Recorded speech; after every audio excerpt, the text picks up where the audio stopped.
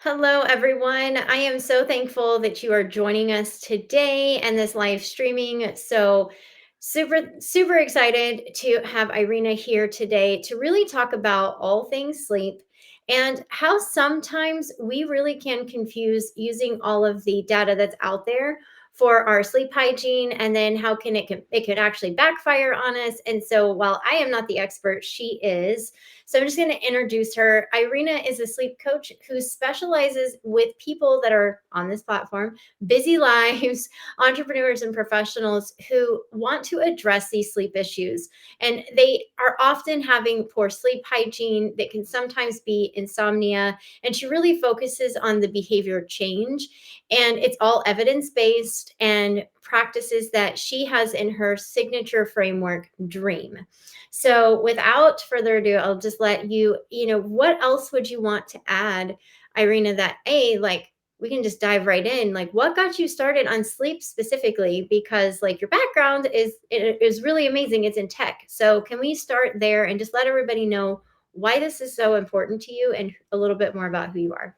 Yeah. First of all, thank you so much for inviting me, talking about my favorite topic, which is sleep. And I will give you a little bit of like very high level background, like how did I get here? Mhm. Because before I became a sleep coach, I was an IT engineer for 16 and a half years.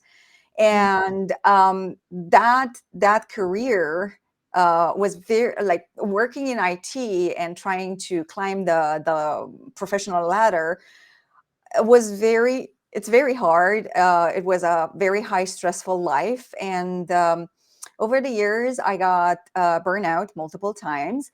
And one of the symptoms and the consequences of burnout is sleep problems. So I've been suffering with chronic insomnia for years.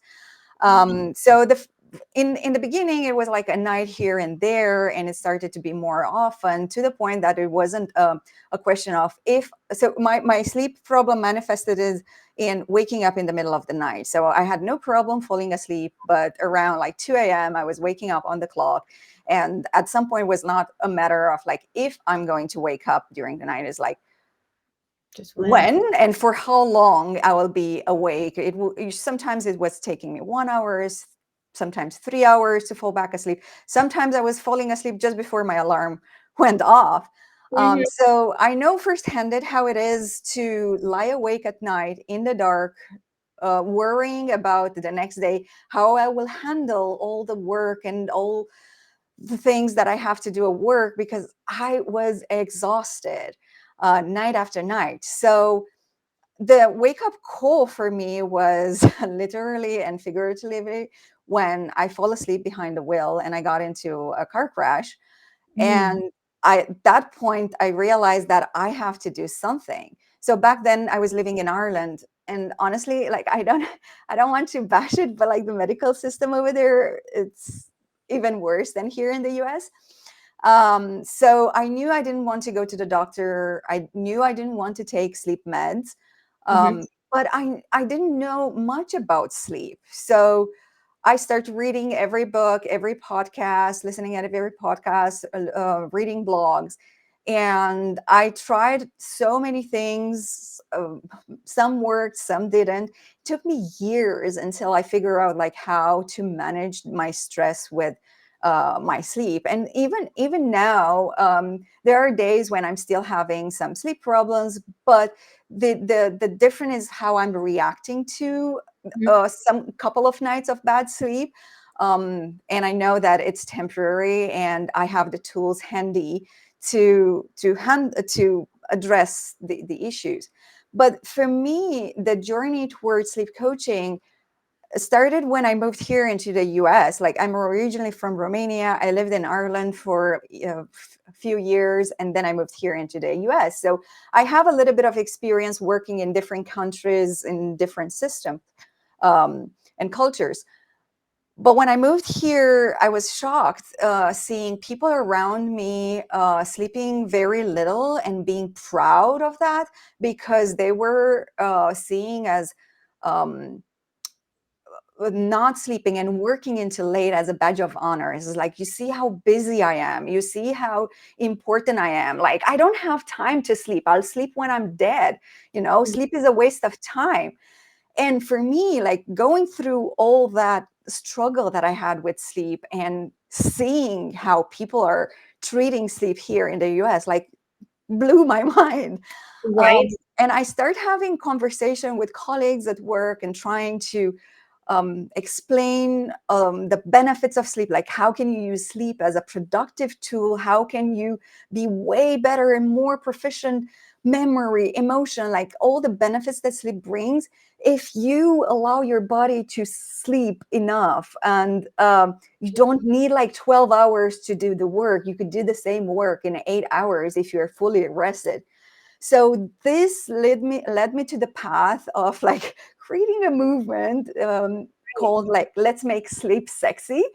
Mhm. And it was like the universe sent me like a message, because exactly, like, I was thinking to become a coach, and I wasn't I love the health system, but I wasn't sure exactly what niche would I choose. And exactly when I was having those thoughts and I start working on my business, one of the most famous institution out there for nutrition, called Precision Nutrition, just launched Yeah. a brand new certification called Sleep, Stress, and Recovery. And it was like the first time they were running it. I felt like that was a sign. And that was the beginning of me becoming a sleep coach. Then I got other certification. So initially I created my dream framework, as you mentioned, and I started working with people who were like a version of me, burning out, pushing, ignoring sleep. But while I was working with those people, I realized that some people were doing everything that I was saying and they still had sleep issues. And then Mhm. I realized, okay, that's something else. And that actually, it's called insomnia. And I went back to the drawing board and I got certified again, or like I did a training in the number one tool for addressing and treating insomnia, which is cognitive behavior therapy for insomnia. So right now I'm working on my program for helping people who are dealing with insomnia. And that's why it's like, in today's conversation, I wanted to help educate people to understand is like, when do you know if you have insomnia? Do you know if your sleep issues are rooted in your behavior, into your lifestyle? And when should you use a tool, and when should you use another? Because the problem is, as we will go, you will talk later on, is that when you're using some tools that Mhm. are not in line with your problem, you can make that problem worse. And Absolutely. yes, and a lot of people with insomnia, they are trying to do the right thing for their sleep, and they're hearing on everywhere on the social media that, oh, sleep hygiene and do that and do that, and they're doing those things and they're not seeing changes, and then they think it's like something is wrong with me, I'm broken, I'm not Yeah. able to sleep again. Yeah. And there are two classes of people on social media. They're the people who are like promoting sleep hygiene, and there are the other people who are helping people with insomnia. The problem that I'm seeing is that the people who are helping people with insomnia are bashing the other people, saying is like, oh, Mhm. this is not so simple, this is not true. It's it's not like that. Those advices for the sleep hygiene are good, but they're addressed for different kind of people, and it doesn't mean that they don't work. They work in a different population for a different problem. While for these people with insomnia, we need to promote and teach the other tools that are in our toolkit. So that's why I'm trying to send this message and to educate people, and not saying is like this is bad or this is good. Is like, this is the tool to use when you have this problem, this is the tool when you have the other problem. Right. Well, and I think you hit on so many things. And it's like we as a society are really good at burning ourselves out. And I hear you say so many different things that I see in my work. It's like that's why we have different modalities of getting to the solution for anything that we're doing in life in general. But like one size doesn't fit all, first of all. And just being really educated is the best way that we can make that aligned decision for our best self, like for our highest good. And, a lot of people struggle with sleep. And when you were saying all the things, like I used to be in that same boat where I would be like, awake at like 1 a.m. And like I'm a pretty early riser anyway, but you go through that wave of like being up at 1 and then you're counting the hours down. You're like, oh, I have to get up at X, and then that adds stress. And then you're thinking of your to-do list and you're like, what did I forgot this. And it's like you feel it and you're like just trying to like go back to sleep and you're trying to force yourself. It's like a whole thing, right? And so when you're thinking about this, a lot of people struggle with sleep, but they don't actually realize what's going on. So, can you explain why all sleep problems are not the same? So there I'd like to put the sleep problems into two buckets. One, the sleep problems that are rooted in the behavior and the lifestyle. So, for example, you are getting sleep deprived because you're not offering the time to be asleep. Either you are by choice or because by the schedule and the environment. So, either you have to take care of kids or someone, or you're doing shift work, you're getting sleep deprived, or Mhm. you're like scrolling on social media, you are procrastinating bed because like you were so busy the entire day and you didn't have some me time, and in the evening, like before, instead of like going to bed, you feel like that's the only time that I have for myself, so I'm going to delay bedtime just to have some me time. And then like depending on how you decide to spend that time, you can binge watch on Netflix, you can scroll on social media, or you can do some other activities, but you're on purpose delaying the time. So you are shrinking the opportunity for you to fall asleep, to be asleep. The difference with this kind of people is like if you're offering the opportunity to be in bed and to be asleep, and with the proper behavior tweaks, you will be able to fall asleep, right? Right. Then on the other bucket, there are people with insomnia. So these people is like even given, sorry, That's okay. I have an alarm that reminds me of something. So for these people in this bucket, like even if give them the opportunity to sleep, Mhm. they can't fall asleep. And often people with insomnia, they're going to bed pretty early, like 8 a.m. or 8 p.m., 9 p.m., thinking that they extend the time in bed to optimize, like to have like more opportunity to fall asleep. But that behavior, that going to bed earlier, actually backfires, because to be able to fall asleep, you need to build sleep pressure. And you Mm. create sleep pressure by being awake and by being active and by being out of bed. The more you are in bed lying, the less your sleep pressure is, and the harder it is to fall asleep. And You often the people with know insomnia, Oh, sorry to interrupt you. Can you tell us what sleep pressure is? Because I've never heard of this before. um, okay, so how do I explain this? When you wake up, you Mhm. have no, your battery for sleep is zero. Mhm. And the moment you wake up, you start building sleep pressure. To be a little bit more technical, basically what happens when you burn energy, Mhm. there is some byproduct of that process, because energy, it's like you transform energy. So it's like when you burn energy, you create a substance called adenosine, and Mhm. that adenosine is it's binding to some receptor in your brain and in your body, and signals the brain that it's like indicator to say how sleepy you are. Oh, So okay. Okay. So the more you are awake, the more you move, the more energy you consume, the more of that substance, adenosine, builds in your body. And when you reach a specific threshold, your brain knows, oh, it's time to bed, to sleep. To go to So sleep. that's Okay. called sleep pressure. And there are two mechanisms involved, actually three mechanisms involved in generating sleep. And one is the sleep pressure, and the other is circadian rhythm. Okay. And the circadian rhythm is responsible for your alertness. And Okay. though they work in together, they're also independent. And that's why, so for example, think about it like if you had an all-nighter Mhm.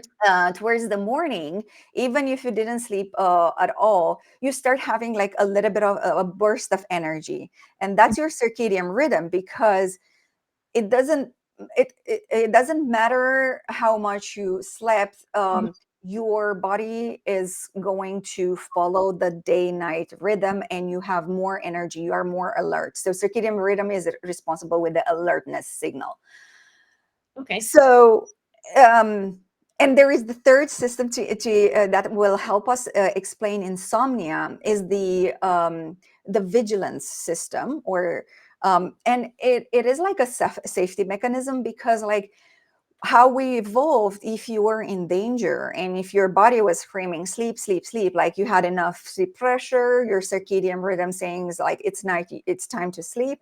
But if you were attacked, you didn't want to sleep, Right. you didn't want to be the food for some predator. So there is a third system, which is the vigilance system, which allows you to stay awake and to override the other system to help you escape. And what happens in insomnia, often people think sleep is sleep is a threat. And not, you think consciously, like subconsciously your brain thinks sleep is a threat, and it keeps you awake. So Wow. often people with insomnia cannot fall asleep even if they've been awake for so long, because this hypervigilance system is overriding. And things like we're in threat on a threat. Yeah, um, yeah, and the more you stress about it, the harder it is to fall asleep. yeah. As you're saying, you're counting the hours, you're making mental calculation, you're thinking about like what's going to happen tomorrow at work if I don't sleep yet again. Right. And so I guess that's kind of why it's almost better, like, and correct me if I'm wrong, but like sometimes it's almost better if you just get up for an hour and like, maybe I don't know. Like for me, I've gotten to the point where if it's like 3 a.m. and I'm waking up, I just allow myself to get up for a little bit. If I end Yeah. up feeling tired to go back to sleep, I'll do it. But is that right? Like, is that a Yes, good habit it, to have? Like, it's question? absolutely right. And it's a part of the cognitive behavior therapy for insomnia, which is called stimulus control. And what happens, we humans are very good at associating things. Mhm. So if we're lying in bed, awake and worried for long, our brain will associate bed with stress and being awake. Yep. That's why often people with insomnia have no problem sleeping on the couch. And but as soon as they go to bed, they're wide awake. It's like a switch turned on. So interesting. Um, You are like speaking my language 1000%. Because I notice like that's one of the biggest reasons why I try to encourage people, like if they're going to do meditation, don't do it in your kitchen where you do all the activities and all the things, because that's literally what your energy is trained, your brain is trained to do. Um, and I just like that's so interesting to even make that connection. I feel like there's so many people there have to be like, oh my gosh, like I never even thought of this. Okay, so continue going. So like that's one of the things you're saying is like essentially we can train our brain where we sleep and or where we sleep, where we rest, and be able to build that habit over time. And just being aware of it is so question that leads into my brain is like, so if somebody recognizes this and they're like, oh my gosh, I have completely associated my brain with like the sleeping area is where I need to be the most active and awake. How do you fix that? Like, what do you, I mean, and I know it's not a one size fits all, but like, where do you start to really rebuild that habit?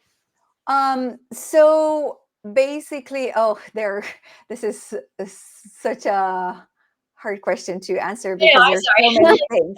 Hot No, there no, too. no, no.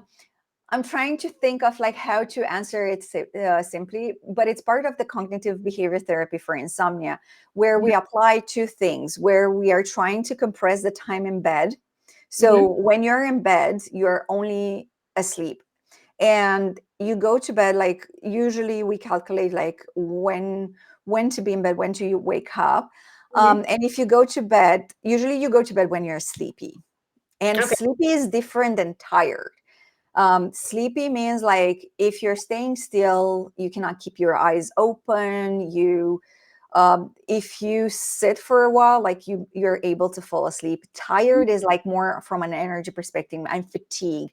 Mhm. But if you're lying, then you cannot sleep. So when you're sleepy, you go to bed. If it takes you more than 15-20 minutes to fall asleep, you wake up and you do something very low key, low stimulating, and then you go back to bed when you feel like you're able to fall asleep, and you repeat that. The same happens when you are waking up in the middle of the night. So you wake up, remove all the watches from the room because you don't want to start making calculations, start create anxiety. So a lot of people will ask me, is like, so how do I know when it's 50 minutes or 20 minutes? They're like, you guesstimate, it's like you do some self-awareness, some. Right. And honestly, like, I know when I wake up in the middle of the night, sometimes I can fall asleep, sometimes I know I cannot fall asleep like immediately. My energy is like. Right.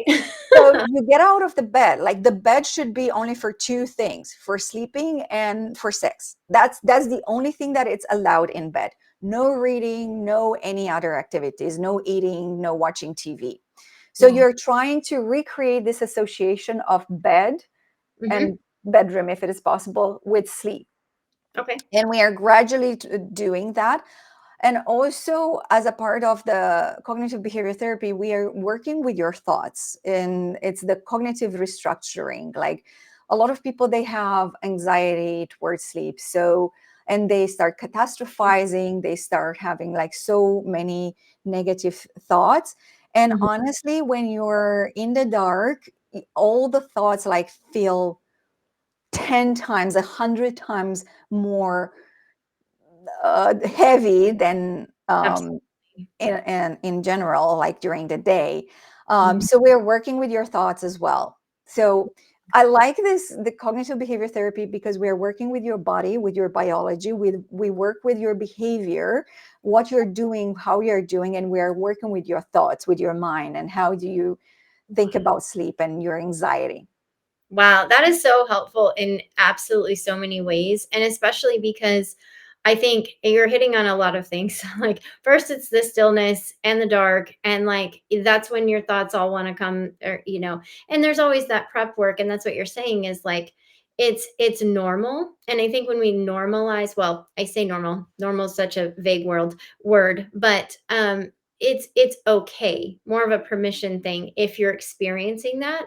It's more about seeing it and then being like, "Oh, I don't have to, it doesn't have to be this way. It's not how it always is," right? Like, we use Yeah. these phrases that I know, I'm sure you've heard, like, "I've always been this way. Like, this is how it always is." While yes, that is your true story right now, it's like that reframing and being able to just reset the habits that really help us. Yeah. And when do you feel that like when it's difficult.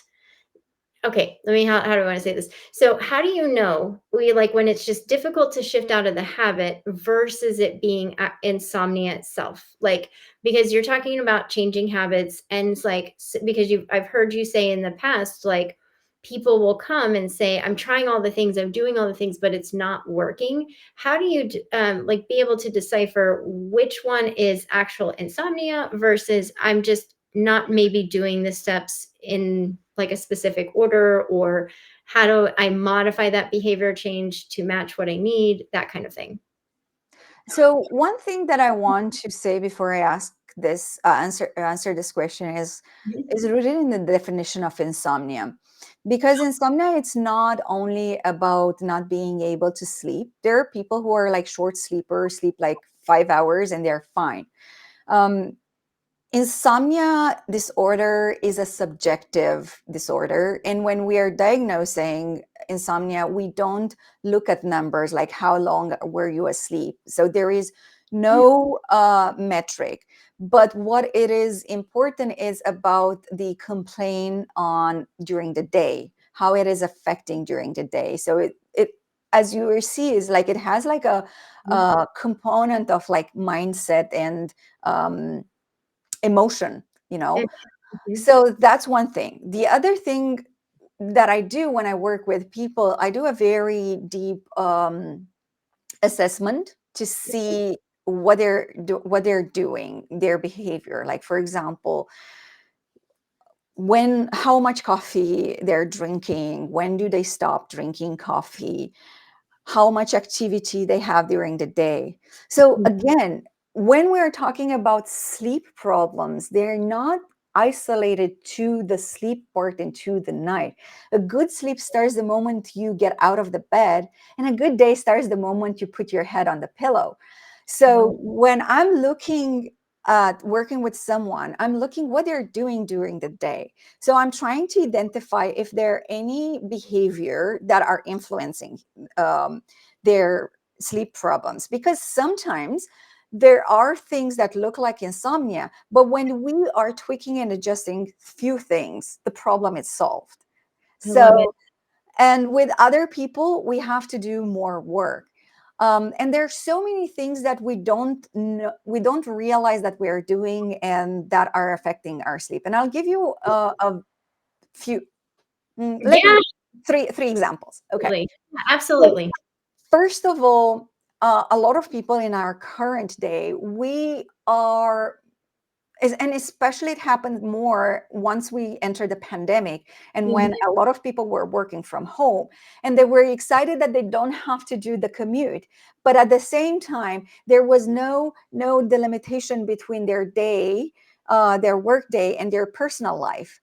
Right, So, and I was guilty about that as well. Like I was working until late 8 9 p.m., shutting down my computer and going to bed. right. And imagine like how was my mind was like still thinking, still processing all the things. Mhm. So a big problem is that people do not create like a delimitation and a buffer time between the busyness of the day and the stillness of the night. Our Mm, brain and sleep is not an on off process. And imagine, like, to give you an example, imagine that you have like an airplane that it's flying with like, I don't know, 1,000 uh, miles an hour. I don't know exactly. So it's flying really fast, like, and you want to land the plane. You don't like from flying into stop right. immediately, right? Like you Mhm. gradually start to reduce the speed, decelerate, going down, and then safely go land, right? It's the Right. same with sleep. Sleep is not an on-off process. You have to create this buffer place, buffer time to gradually wind down your body and your mind. Mhm. So often people do not do that, so they go to bed and then they cannot fall asleep because their mind is going 100 miles an hour, and then they think it's like I have insomnia because I cannot fall asleep even if I'm in bed. So that's one. Or even that makes me think, like, they could even think they have anxiety because of that, and it's like, well, Right.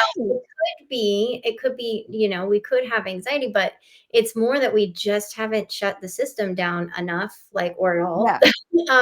Because, we all know, and this is like the number one guilt factor is our phone. Like, Yeah. we are on it all the time, and it's like we don't realize that back end, like you're saying. Like, I literally saw a computer wheel in my head thinking about not shutting things down, and like I loved how you described like the perfect day, is just so beautiful there. And being able to really recognize that, we can't ask our body to do something it's not prepared to do, no matter what it is, and especially when it comes to sleep. And I really appreciate the way that you're describing that, because you mean, you think about the airplane in your brain and like the cartoons, and they're like, "Whoop," it would crash. It would Right. literally crash. So anyways, okay, so what's that second thing that you think, um, um from all of your stuff? and I think this is the most common one is something that we call social jet lag, meaning we have a schedule during the weekdays and then Mhm. another schedule during the weekends. So we wake up at the same time and go to bed random times, but we Yeah. have like a schedule during the weekdays. And when the weekend comes, we sleep in and we try to catch up on whatever we sleep we lost. But this create an internal clock disalignment and confuses our body. Think about it like, if Mm. let's say you go to bed on weekends, on weekdays at 10:30, or like let's say the other way around, like you wake up on weekdays at 6 a.m. and Mhm. on weekends you wake up at 10 a.m. It's a four Ooh, hour yeah, that's difference. Let's say 9 a.m., 3 hours different. that, yeah. This would be the equivalent of flying from LA to New York on Friday and from New York to LA back on Sunday. It is Mm, like a 3 hour difference. There is a jet lag. How do you feel when you fly from East Coast to West Coast? You feel like yeah, crap. So right. we Oh my do gosh. this every week. And this is the number one thing that I do with all my clients, regardless of what kind of sleep problems we're working at, setting a wake up time every single day, Mhm. including weekends at the same time. And we work together to find like what's the right time for that person, for their circadian biology, for their schedule. Mhm. Sometimes like people want to be early birds because like we've been taught that it is another badge of honor to be a early riser, but their biology wants them to wake up at 7 a.m. And if let's say there are no schedule constriction for them to wake up at 7 a.m., but they say I want to wake up at 5 a.m. so that I work out in the morning, is like, Mhm. well, but that's not what your body wants. So I'm trying to work with them to find like what's the right time for you to wake up, to go to bed according to your social schedule and your body, right? So, Right. and I think like this is such an easy thing to fix. And yes, in the beginning it will be harder because like you want to sleep in on weekends, but as soon as you start doing that every single day, even during the weekdays, it will be easier to go to bed earlier, like at the Mhm. right time, and to wake up at the right time. And you know what? In time, if you do that, you will even wake up without an alarm because Wow. your body it's so good at Mhm. following a rhythm, Wow. the internal rhythm and the circadian rhythm. Wow. I think that's like golden enough right there, just because it's so funny. I always give my husband a hard time. He's probably going to watch this later, but cuz I like to wake up at the same time every day. Like I don't I know, right? I'm like weird like that. I'm like I it sometimes I will find if I need the rest or I feel like I need the rest, I will do that. But for the most part, I really like that same rhythm, and I guess it makes sense that I'm just listening to my body. But I think that we forget that we can't catch up on sleep. And I know that we've been hearing more about this, and it's almost like, again, I think it's finding that right time, and then going into having a coach like you, where you're actually looking at what does that actually look like in my biology, because that does make a huge difference as to like where we're meant to be aligned with the time. So, and then leading into like, what's that third thing that you notice? Before I jump into the third thing, I took and I note two things that you mentioned. You Mhm. said, I wake up at the same time. I know that it's weird. No, it's not Oh, weird. thank It's you. not weird. And this is one thing that I'm trying, like, this is part of my Make Sleep Sexy Again movement, is like normalizing these things. Like, Mm, just for you saying, I wake up at the same time and I know it's weird, that tells me so much about our culture. right. Yeah, you called me out. I appreciate it. No, but I love that because it's like we say these things and it's funny because it's what I do with clients too. It's like being able to hear yourself in action. We're not always the best person to do that, but Yeah. someone else can be like, "Did you just hear what you said? Like, you Yeah. just did this." And that's funny. I didn't even realize I said it. So I love that. Yeah. Yeah, yeah, yeah. And we can talk on another conversation about the catch up on sleep because we are already like 40 minutes into, and I want to give This you is like so the good. It's been so okay. I cool. want to give you the third example of how we affect our sleep in a negative way. So, Mhm. again, it's about our modern way of living where we live so much indoors, where there is poor natural light. And the light that we are having, like now I have some lights to make a little bit brighter for the video call, but that's not happening everywhere. And when I was working in an office, yeah, there was a nice building with big windows, but you know what we were doing? We were turning off the blinds because there was like glare in our screens, and people like were like, "Ah, it's too bright." But that's not what your body needs. You need a lot of light, and depending on how much light you have, your circadian rhythm, again, it's working with you and it's creating more alertness. So the Right. more light you get exposed, the more energy you have. And that also impacts how you when at night you feel sleepy. But Mm. there is another layer on this problem is that, okay, when night comes, what do? We turn on the lights. And it's like our body in the evening needs dark, or like in the evening it needs like just dim light, and at night we need darkness, right? So we're Right. living in a world where our days are dark and our nights are bright, and Wow. this is in opposition with our circadian rhythm. And people are popping in pills of melatonin trying to help their sleep. But Mhm. first of all, melatonin doesn't help with staying asleep. It's just like the guy with the gunshot at the start of the race. It's telling you when to sleep, not to sleep Mm. better. Mm. And we are depriving our body from releasing natural melatonin, which will help us to fall asleep naturally, taking some exogenous melatonin that have other consequences, and it's processed differently in the body than the one that we secrete. um, and then we cannot fall asleep, and then we go to the doctor and get sleep meds to help us with our sleep. So what I would recommend in this case is, like, first thing in the morning when you wake up, uh, go outside if it is possible. Even if it is cloudy and forecasted, there is still plenty of light, much more light than you get inside with all the lights on. Mhm. Be out for 30 minutes at least. If it is darker, longer. If you cannot go outside, drink your coffee close to the window. So Mm. have your morning routine, or have some, like, spend a part of your day close to the window.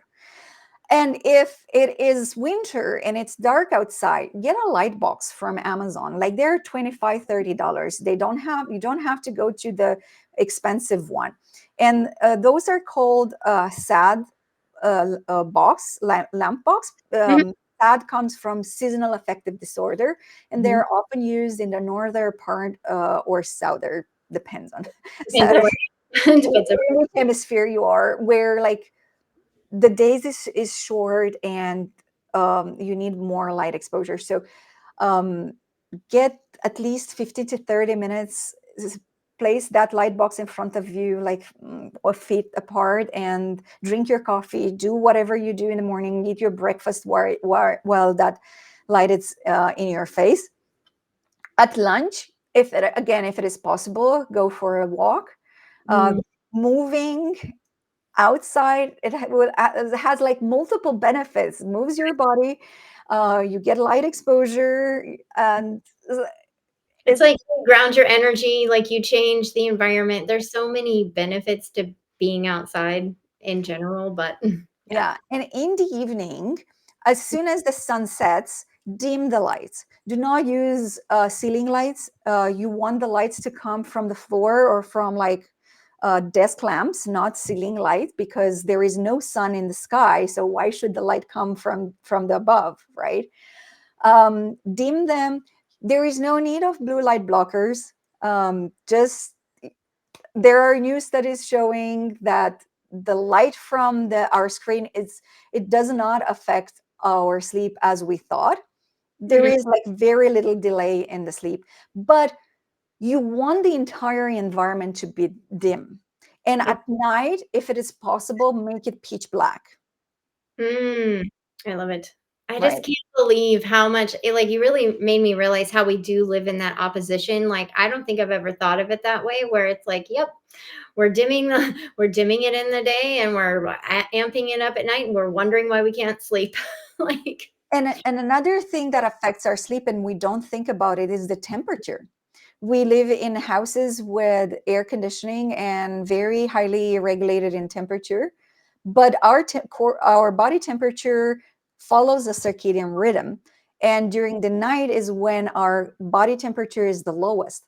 And if your room is too hot, then it will make it harder for your body to fall asleep and to stay in deep stages of the sleep.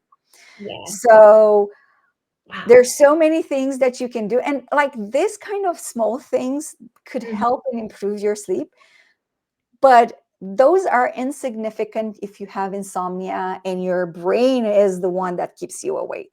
So Right. yes, we Yeah. can work in parallel to help your body to support good sleep and your behavior and your environment, but if the brain and your mind is the one that keeps you awake, that's where is the difference, right? Yeah.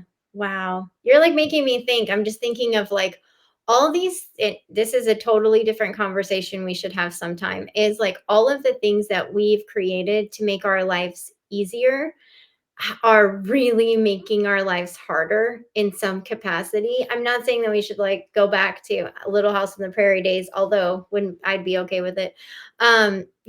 It's still like we have to really consider the use of ease within our day and really pay attention to these things. And I just like mind blown right now thinking about just the light and dark difference, but then it just has me thinking about all these other things. I'm like, wow. I think we live in a world where we're not used with discomfort anymore, and very little discomfort feels overwhelming for us. Wow. So when you go to bed, you want to be like 65, 68 degrees in your room, and a lot of people cannot even think about that temperature because it feels so cold. Right. In this case, like you can wear socks and some warmer on the extremities, because what's important, it's not necessarily the whole body, is the core body temperature that needs to go down. And you eliminate heat, you shed heat on the extremities. So by warming out the extremities, and a lot of people who have not shingles, Yeah. Raynaud disease, where they have like problem with extremities, they're more predisposed to have sleep problems Mm. because they don't have that heat exchange. So keep the temperature low and in your bedroom. And if you feel too cold, like put socks, put a warmer under the blanket around the feet area, Wow. um, while keeping the room cold. But Wow. yeah, it's so hard for us to feel discomfort in nowadays, and that comes with a price. Yeah, that's so cool. Oh my gosh, we could have a whole conversation about that because I feel that way on the energetic level. I'm just like, yep, trying to figure out the things that are going on internally from the energy place can be that whole challenge. And you just said it so beautifully. Oh my gosh, like gold moment there.